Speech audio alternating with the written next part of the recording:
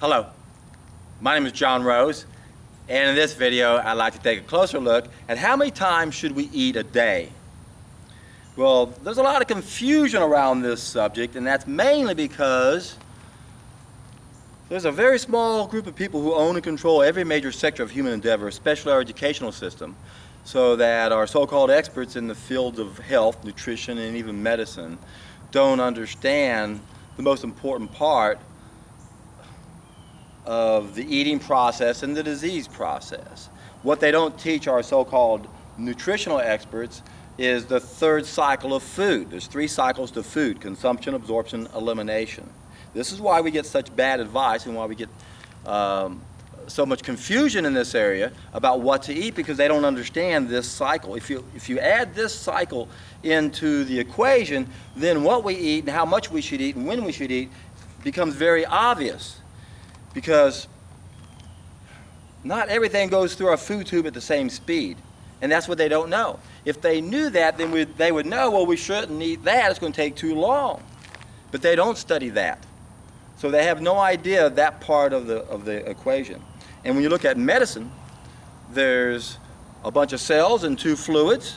So what do they teach doctors? They teach them the cells, they specialize in organs, they know those tissues, and they study the blood, but they don't study the lymph.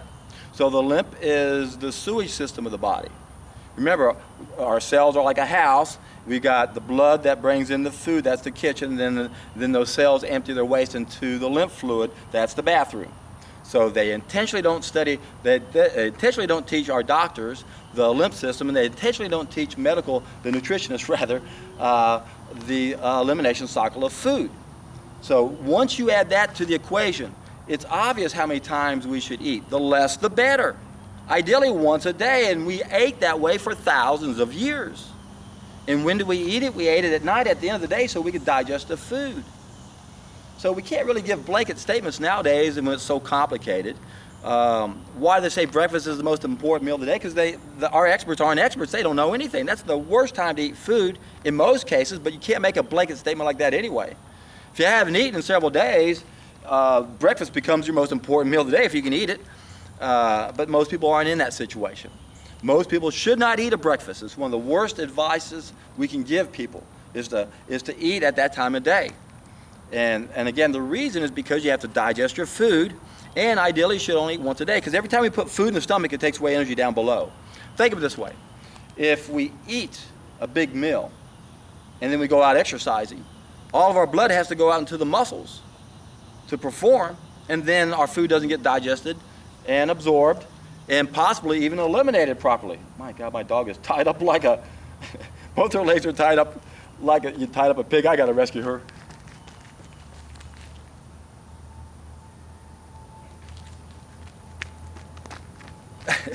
Could have done that if I was trying, or anyone could have.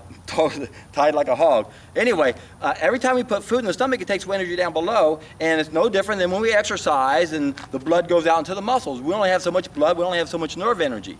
So it's important that whenever we eat, or whatever we eat, we devote a lot of energy to make sure it goes out the body, or is going out the body. And I always ask people that are at least 40 years old and they're slender, what's their secret? And sometimes I got to pry it out of them, but I end up finding out that many of them only eat 1 meal a day. And a lot of them are eating a bunch of bad stuff.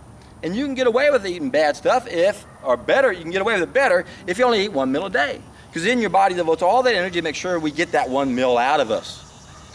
So what happens when we follow the advice now? Eat breakfast, eat within an hour, every 3 hours, eat 5 times a day, hell, eat 6, 7 times a day. Should we go that direction? What happens if we do that? Well, if it's not the right food, it's going to be a nightmare. We're going to be so backed up, always taking away energy from the food being processed, so we're never going to really have good eliminations like we should. Now, I got to admit, some people are so backed up that the only way they can have a bowel movement is by shoving more stuff down. So, but if they eat all day like that, they probably are going 4 and 5 times a day. I meet people like that all the time, and they think they're regular and they don't have a problem. And they don't realize they're just pushing so much stuff down, it's pushing stuff out. In other words, our colon is only supposed to be about an inch, inch and a half in diameter.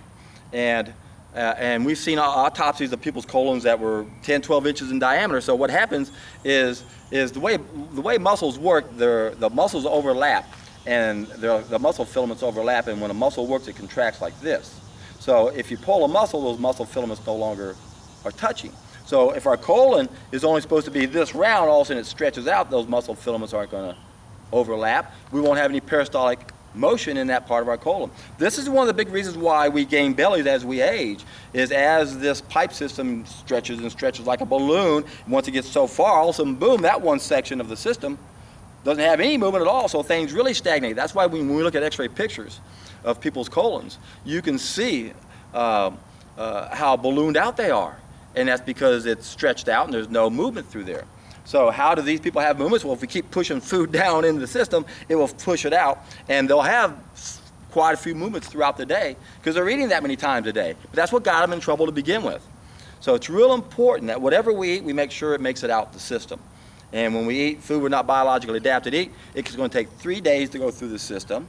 That's going to create a major bottleneck. So that's why most people have 12, 15 meals backed up in their system. Why? Because they're eating too frequently.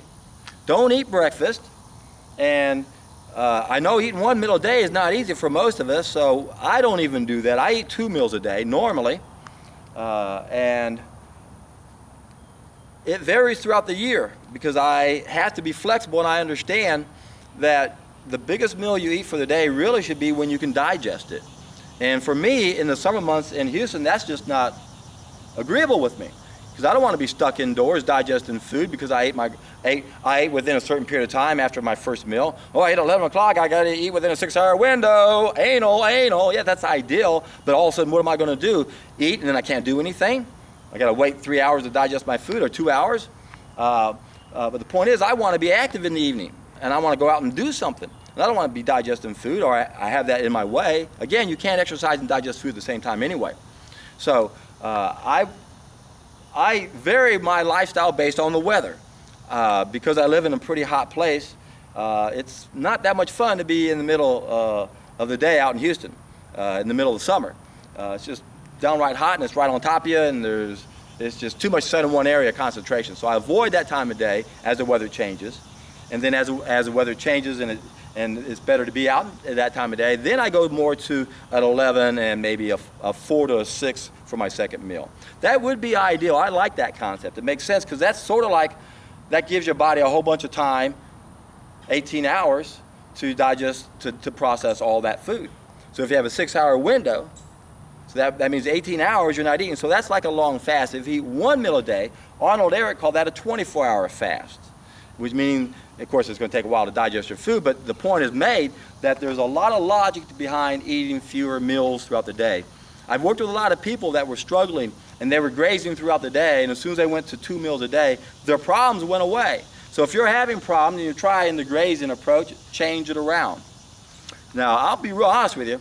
I often think, what would we be doing if we really never fell from nature, opted out of nature and started cooking our food, and we still had an amazing amount of plant foods everywhere? How would we spend our day? Would we be snacking every now and then? When we'd be thirsty, would we grab a couple pieces of fruit? I'm convinced that's kind of what we would do. But we wouldn't eat too much in the day so that when we all got together and eat that last meal, it would be a festival. In fact, that's what they used to do. I was reading, going through some of my notes before I came out here, and that's how people looked at it. The rich and the poor, they didn't want to eat anything throughout the day because the evening meal was going to be a festival, and it was going to be fun, and they didn't want to ruin this excitement. And that's a great way to look at it. Unfortunately, if we're eating the wrong food, that's a hard thing to do because we have a withdrawal symptom, right? We have those hunger pains. Oh, I can't go 1 meal a day. It'd be torture. If that's how you feel, it's because you're eating the wrong food. Remember, when we start eating cooked food, that creates a drug-like effect in our stomach. And when we don't get that cooked food, we get a withdrawal symptom. That's what the pain down here is all about. This is a false hunger. It's a morbid sensation. True hunger is a watering of the throat.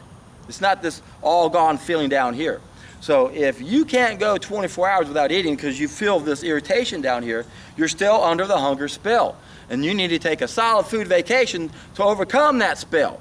So go down below into the description box below. You go to a seminar of how to do this. You can listen to Dr. Roba when he's on day 21. You can go to the Deborah Duncan show. This will help motivate you. Remember, we're not supposed to feel hunger down here. If you do, you're under a spell. You can break that spell by doing a solid food vacation. If you haven't done so, I highly recommend doing it now. If you've already been living this way for a long time and you don't have that all gone feeling down here, and you only eat 1 meal a day or 2 meals a day, congratulations, that's exactly what we're supposed to do. However, it still doesn't mean that we can't every now and then do a periodic fast.